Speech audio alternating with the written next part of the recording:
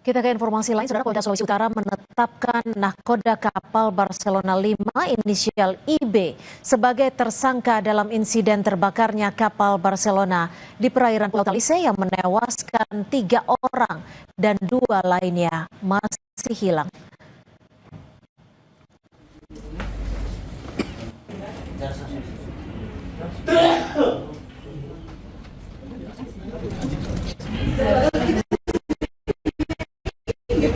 Kapten kapal KM Barcelona berinisial IB ditetapkan sebagai tersangka setelah penyidik Direktorat Polairut Polda Sulut menemukan adanya dugaan ketidaksesuaian jumlah penumpang dengan data manifest resmi kapal.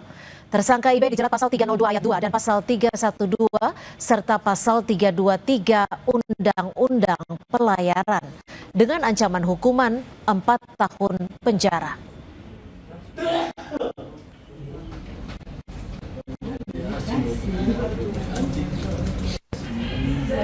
Kita lakukan peningkatan statusnya untuk penetapan tersangka terhadap 1 orang dengan inisial adalah IB. Pasal yang kita sangkakan tentu adalah Undang-Undang di Pelayaran.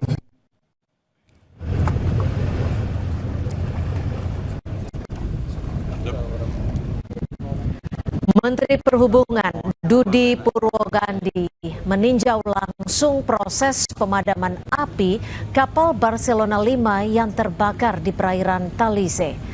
Menhub meminta proses pendinginan dipercepat untuk memudahkan Komite Nasional Keselamatan Transportasi atau KNKT melakukan pendalaman agar dapat mengetahui penyebab pasti kebakaran. Proses pemadaman kapal dilakukan sejumlah pihak yakni TNI Angkatan Laut, Basarnas, Polairut, Bakamla, dan unsur lainnya.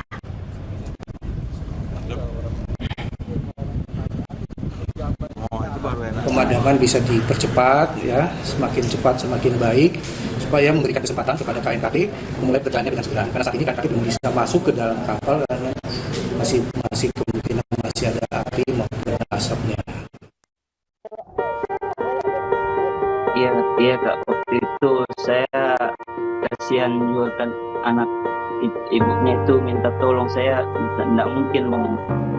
Iya, tersentuh dalam hati itu, ada anak kecil Pak. Abdul Rahman AG, salah satu korban selamat, bercerita tentang aksi heroiknya yang menolong seorang balita saat terombang-ambing di laut. Abdul Rahman dimintai tolong ibu dari balita itu yang kelelahan karena berenang sambil menggendong anaknya. Sambil berenang dan bertahan di tengah laut, Abdul tak hentinya menenangkan balita yang ia gendong di tengah ketakutannya. Saya sudah jauh ya di bawah arus, dan kemudian saya terdengar suara wanita minta tolong. Dia katanya sudah tidak mampu lagi. Di situ saya coba berenang menghampiri wanita itu, dia ibu itu, dan saya ambil anaknya itu. Kelihatannya itu ibunya sudah kelelahan.